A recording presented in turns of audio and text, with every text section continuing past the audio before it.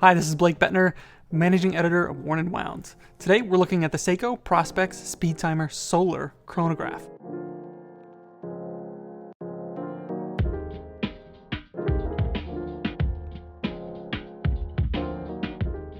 This is the reference SSC819. This was part of a broader collection of speed timers released earlier this year that included a pair of mechanical chronographs that were very interesting, however, slightly ergonomically intimidating, I guess we could say. The 4 solar chronographs that were released alongside them, however, are much more manageable on the wrist. These are sized at 39 millimeters in diameter, 13.3 millimeters in thickness, and about 45.5 millimeters from lug tip to lug tip. Now this uses Seiko's V192 solar powered quartz movement chronograph. This is not the first time that we've seen this. We saw it last year in a limited edition. We've seen it in pilot style watches from 2017. And what I like about this watch is it's very genre neutral. The dial is sterile. There's really just an oversized Seiko and the Prospex X logo at the top, which I really like. And it's something that we haven't seen on prior watches with the same movement in them. Now, I found that Seiko can be pretty hit or miss with these kinds of watches, but when they hit, they really hit. And this watch works on a lot of notes in all 4 of its colorways. Seiko claims that they're taking inspiration from some of their classic 60s chronographs here. You don't really feel that, and this feels as modern as ever. If you've been waiting for something like a 6139 Resurrection,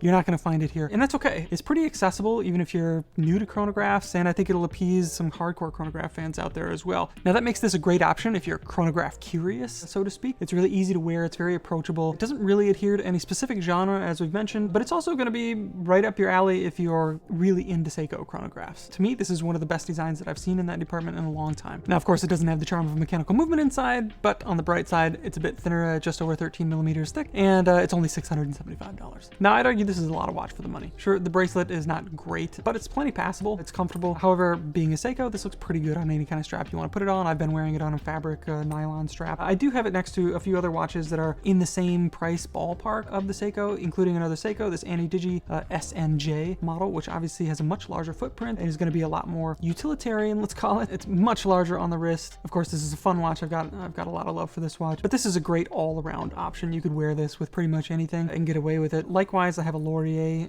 Gemini over here. Now, this is a Worn & Wound limited edition, but they do make this in 3 different colorways that are models that are available on their website. This does come with a hand-wound chronograph movement in it, but it still has great dimensions as well. So where the Laurier has a bit of retro sportiness, the Seiko has a bit of modern sportiness, and that's followed through in its feature set here. Of course, it's got the chronograph complication, and it also has a 24-hour hand at the 3 o'clock position, and it shows the status of the charge of the movement here at 6 o'clock. Now, when I activate the chronograph, you'll notice that that hand goes into a totalizer function, which is kind of a neat trick, I think. Now, in total, this has been a really fun watch to wear. It's great ergonomically, it's very easy to read, great functionality if you use any of that kind of stuff. I found myself finding excuses to use the chronograph on this just because it's fun to see it reset. The timing seconds hand has to go all the way back around the dial when you reset it, which is kind of fun. Now, this could play a unique role in your collection, whether you have a lot of chronographs or no chronographs. It's very flexible in terms of what you can wear this with in your wardrobe. Plus, it's a pretty good looking watch and it's a great price. And that has been the Seiko Prospex Speedtimer Solar Chronograph. The full review is now live on Worn & Wound. Check it out now on the site. If you like this video, please like, share, and subscribe. Until next time.